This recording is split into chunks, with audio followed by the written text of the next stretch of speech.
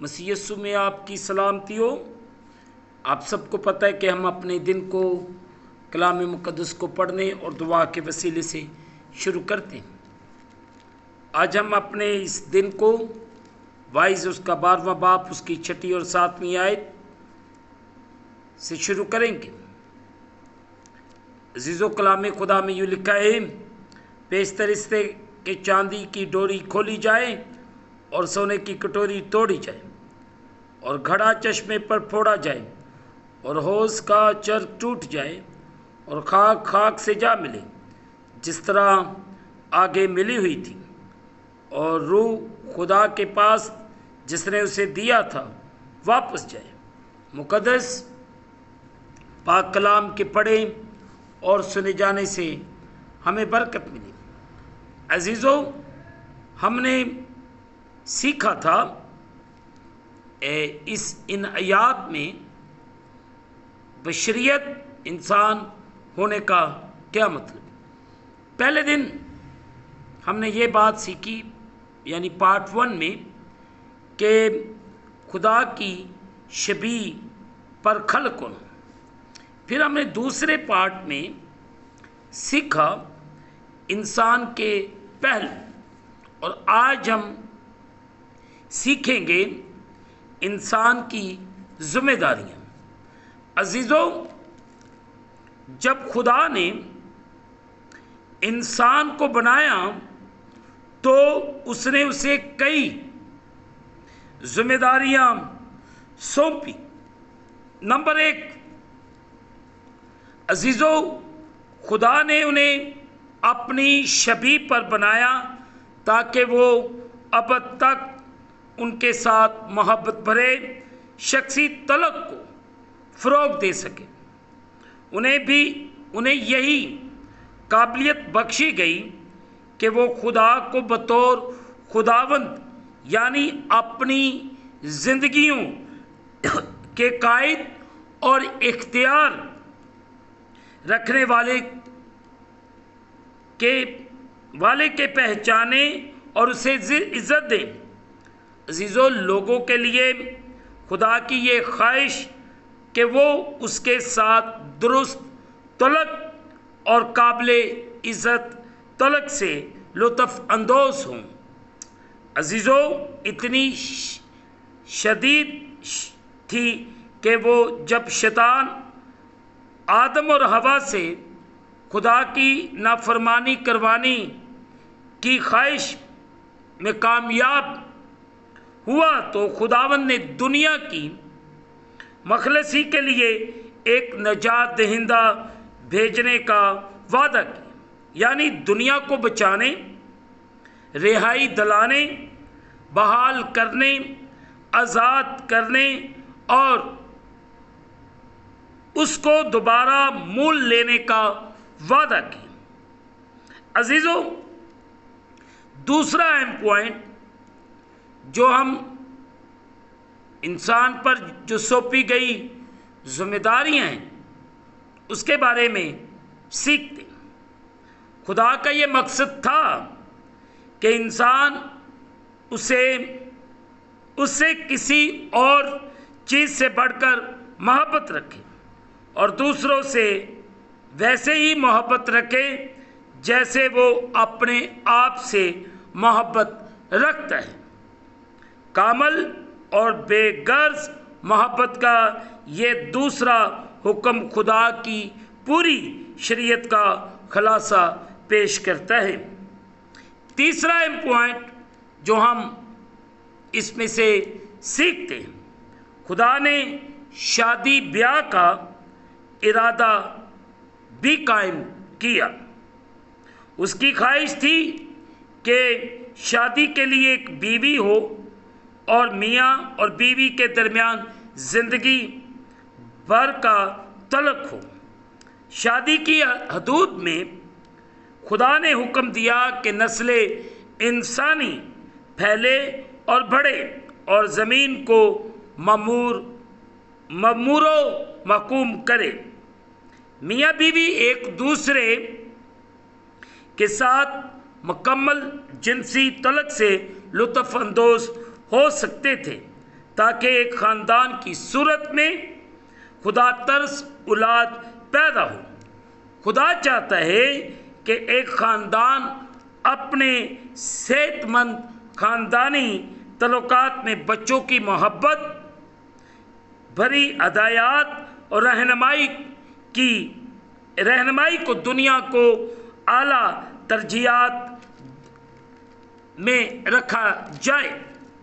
چوتھا اہم پوائنٹ جو ہم اس اہم حصے میں سیکھتے ہیں وہ یہ ہے کہ عزیزو، خدا نے آدم اور حوا اور اس کی نسل کو زمین اور اس کی باقی تمام مخلوقات پر اختیار بھی بخشا، جبکہ آدم ابھی تک باغ عدن میں تھا۔ آدم کو باغ کی دیکھ بھال کرنے اور جانوروں کے نام رکھنے کی ذمہ داریاں بھی سونپی گئیں۔ پانچواں پوائنٹ جو ہم سیکھتے ہیں، عزیزو، جب آدم اور حوا نے ممنوع پھل کھا کر خدا کے حکم کے خلاف قدم اٹھایا تو انہوں نے دنیا پر شیطان کے حوالے سے یعنی اس جہاں کے خدا پر اپنا اعلیٰ درجے کا اختیار بھی کھو دیا۔ اب شیطان اس دنیا پر خاطر خواہ قبضہ جمائے بیٹھا ہے۔ عزیزو، لیکن خدا اب بھی اپنے پیروکاروں سے یہ توقع کرتا ہے کہ وہ اس دنیا کی دیکھ بھال کرنے سے، جن چیزوں کی وہ فکر کرتے ہیں انہیں خدا کے مقاصد کے لیے وقف کرنے سے اور اس کی تخلیق کا خدا کو عزت دینے کے طریقے سے انتظام کر کے اس کی ہدایات کی فرما برداری کرے۔ عزیزو، چھٹی اور آخری بات جو ہم اس پوائنٹ میں سیکھتے ہیں کہ انسان کو دی گئی ذمہ داریاں جو سونپی گئی تھی اس میں سے ہم یہ سیکھتے ہیں۔ عزیزو، گناہ کی موجودگی اور دنیا اس کے تباہ کن اثرات کی وجہ سے خدا نے لوگوں کو گناہ کے حتمی نتائج سے بچانے اور اپنے ساتھ ان کے درست تعلق کو بحال کرنے کے لیے اپنے بیٹے یسوع کو بھیجا۔ اب خدا کے فرما بردار پیروکاروں کو یہ شاندار کام اور شرف بخشا گیا ہے کہ مسیح کا پیغام اور خدا کی رہائی دلانے والی محبت زمین پر رہنے والے سب لوگوں تک پہنچائیں۔ خداوند یسوع مسیح اپنے فرما بردار کا ذکر بطور دنیا کے نور اور زمین کے نمک سے کرتے ہیں۔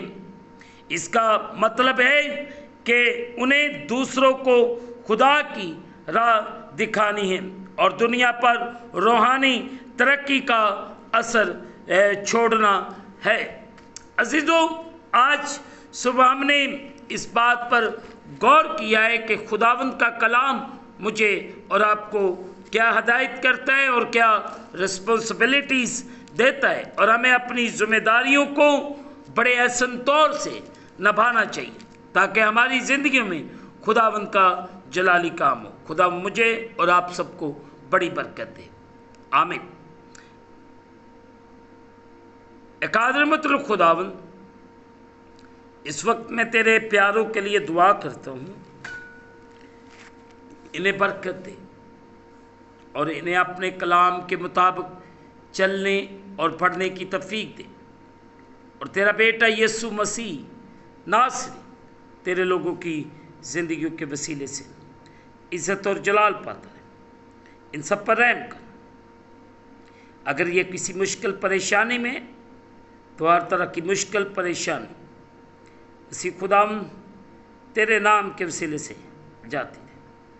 بڑا رحم کر، بڑا فضل کر، اور اپنے آسمان کو کھول کے اپنی برکت کو نازل فرما۔ اور بڑی برکت دے۔ ہم گھٹیں اور تو بڑھے۔ اب میں زندہ نہ رہا بلکہ مسیح مجھ میں زندہ ہے۔ اگر کسی جگہ پہ یہ مشکل میں ہے تو ان کے رستوں کو ہموار کر۔ خداوند میں اپنے لیے دعا کرتا ہوں، میں شکر گزار ہوں کہ بہت سے دکھوں میں سے گزرا ہوں، اس کے باوجود خداوند آپ مجھے ہمت اور طاقت دے رہے ہیں، اس کے لیے تیرا شکر۔